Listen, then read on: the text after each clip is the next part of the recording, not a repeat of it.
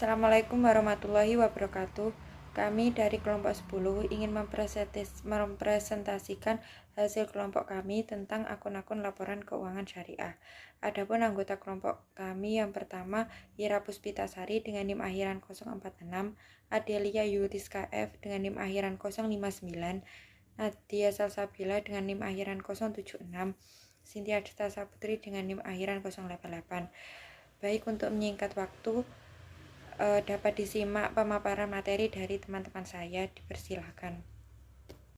Yang pertama, kita akan membahas mengenai laporan laba rugi, yang mana pada dasarnya sama dengan unsur laporan laba rugi yang berlaku umum, bedanya hanya ditambah dengan hak pihak ketiga atas bagi hasil investasi tidak terikat. Nah, hak pihak ketiga atas bagi hasil investasi tidak terikat ini merupakan bagian keuntungan yang diberikan kepada pemilik dana atas hasil investasi selama periode laporan, dan juga tidak dapat diberlakukan sebagai biaya atau pendapatan.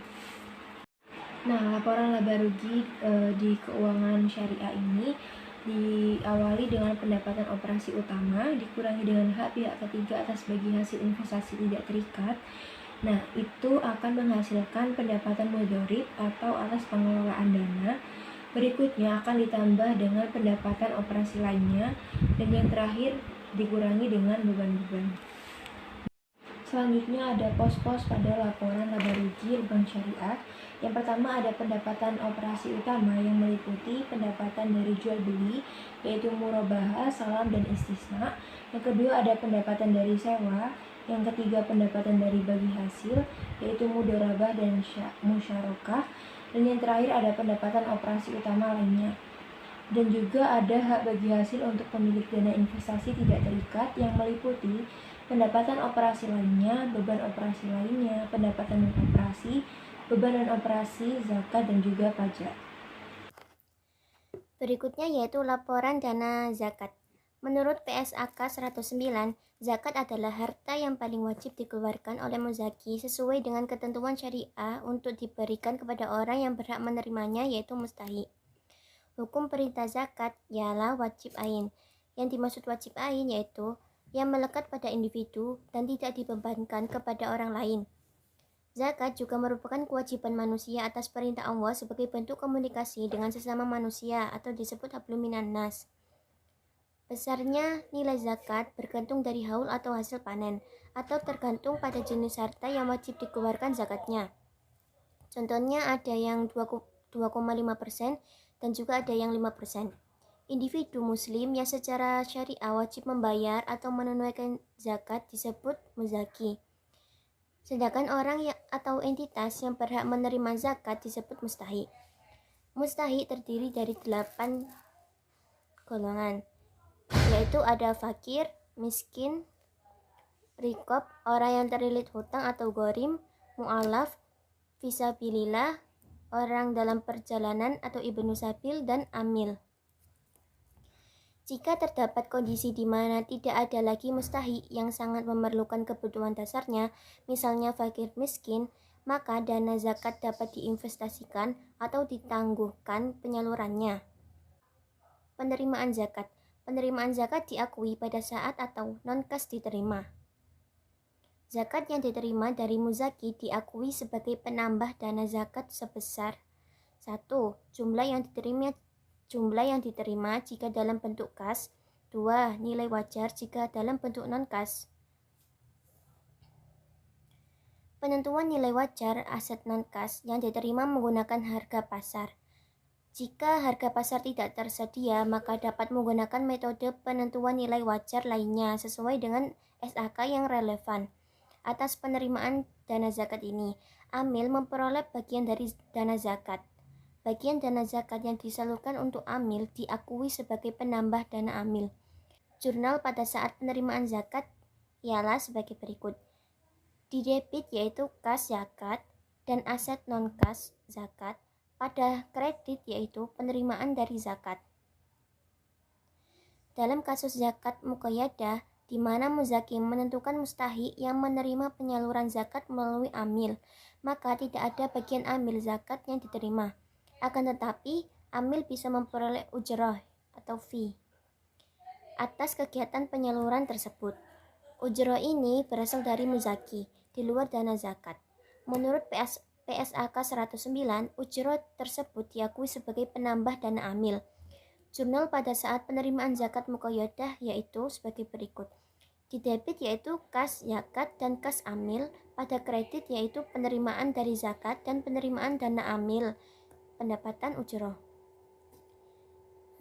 Jika terjadi penurunan nilai aset zakat non-kas, maka jumlah kerugian yang ditanggung diperlakukan sebagai pengurang dana zakat atau dana amil, bergantung pada penyebab kegiatan tersebut.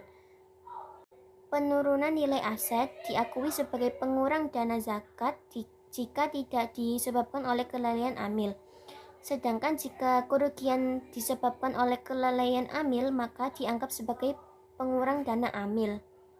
Contoh jurnal jika kerugian tidak disebabkan oleh kelalaian amil, yaitu di debit yaitu dana zakat pada kredit, yaitu cadangan penurunan nilai zakat non-kas. Contoh jurnal jika kerugian tidak disebabkan oleh kelalaian amil, di debit yaitu zakat, pada kredit cadangan penurunan nilai zakat non-kas. Sedangkan contoh jurnal jika kerugian disebabkan oleh kelalaian amil itu sama dengan contoh jurnal jika kerugian disebabkan oleh kelalaian amil. Penyaluran zakat.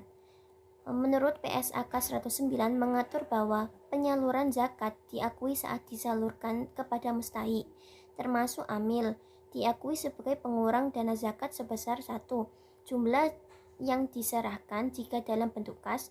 Yang kedua, jumlah tercatat jika dalam bentuk aset non-kas. Contoh jurnal penyaluran oleh amil. Di debit yaitu penyaluran dana zakat fakir miskin, pada kredit yaitu kas zakat. Di samping itu, PSAK 109 mengatur bahwa zakat dikatakan telah disalurkan kepada mustahiq non-amil apabila sudah diterima oleh mustahiq non-amil tersebut. Zakat yang disalurkan melalui amil lain tetapi belum diterima oleh mustahiq non-amil belum memenuhi pengertian zakat telah disalurkan.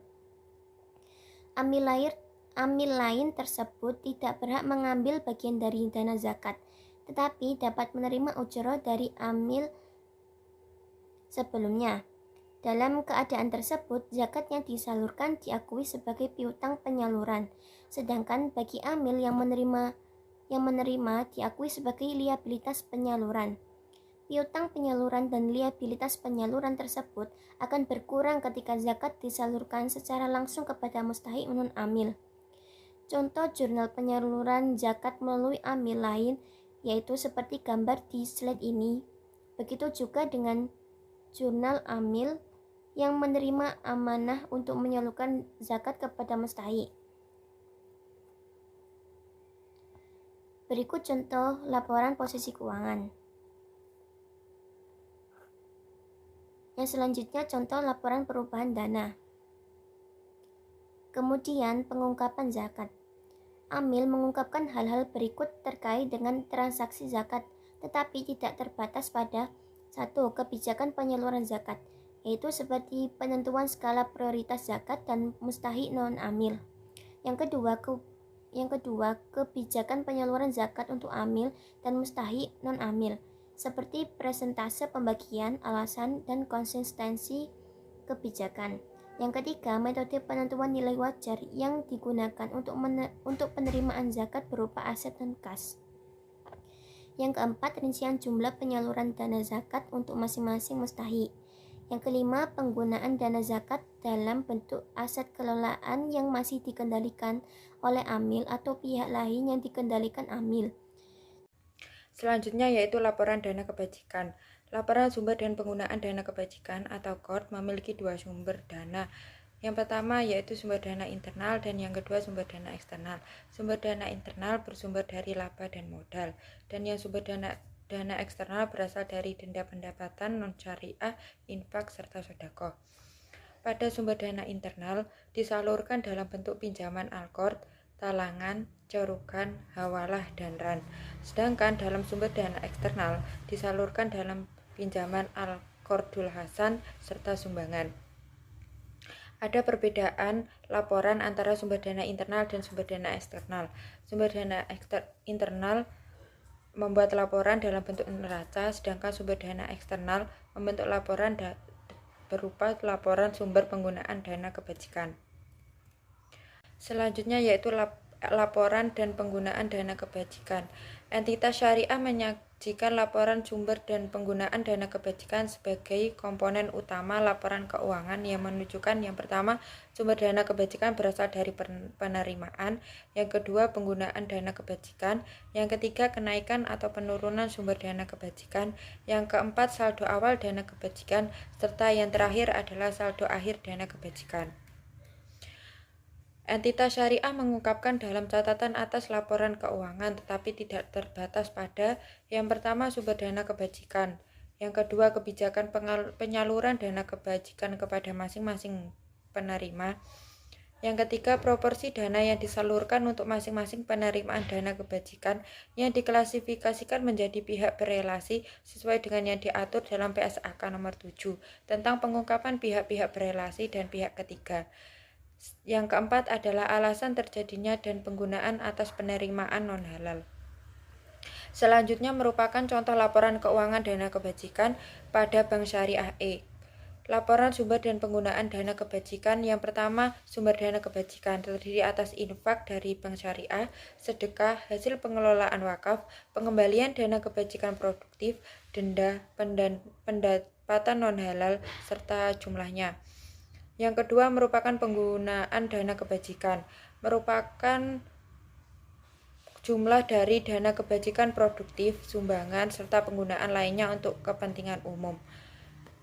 Dan yang terakhir adalah kenaikan serta saldo awal dan saldo akhir. Ada laporan keuangan asuransi syariah. Nah, laporan keuangan ini menggambarkan hasil kinerja perusahaan dan sebagai perantara komunikasi dengan pihak yang berkepentingan terkait operasional perusahaan dan kondisi keuangan dalam suatu perusahaan yang memiliki karakteristik yang bisa dipahami, relevan, keandalan, dan dapat diperbandingkan. Nah, dalam laporan keuangan asuransi syariah ini terdapat beberapa macam laporan. Yang pertama ada laporan posisi keuangan atau disebut neraca. Nah, dalam laporan asuransi keuangan tersebut terdapat beberapa akun yaitu aset, kewajiban, dana, peserta, dan modal usaha. Nah, di situ sudah ada contoh laporan keuangan, laporan posisi keuangan.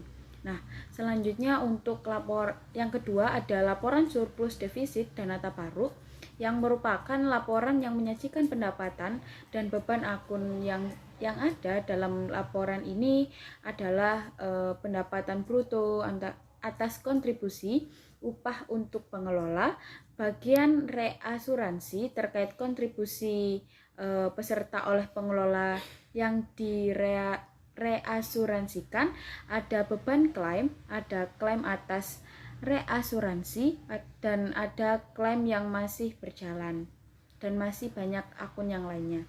Nah, dari gambar tersebut sudah ada contoh laporan surplus defisit dana tabarruk ya. Terus selanjutnya yang ketiga ada laporan perusahaan dana tabarruk.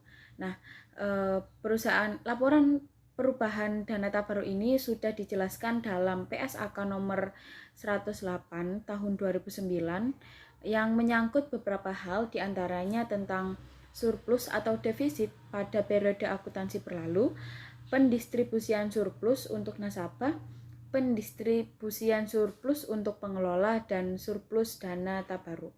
Nah, di PPT sudah ada contohnya juga untuk laporan perubahan dana tabarruk.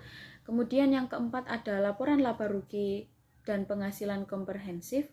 Nah, dalam laporan ini terdapat beberapa akun, diantaranya ada pendapatan dari operasional perusahaan, pendapatan dari hasil investasi dana nasabah, pendapatan atas bagi hasil surplus underwriting, terus ada biaya di luar usaha, biaya PPh, dan masih banyak contohnya. Nah, Di PPT tersebut juga sudah terdapat laporan laba ruginya. Terus setelah itu ada laporan perubahan modal yang dimana pada laporan tersebut ada perubahan ekuitas. Laporan perubahan modal sering disebut juga perubahan ekuitas yang menggambarkan posisi ekuitas mengenai jumlah uang yang disetor atau saldo dana, cadangan, dan total keuangan atau kerugian usaha dalam periode tertentu. Nah, dalam PPT sudah ada contohnya juga. Selanjutnya yang keenam ada laporan arus kas. Laporan arus kas yang berisi tentang informasi mengenai bagaimana perusahaan tersebut dapat menghasilkan kas dan setara kas dalam periode tertentu.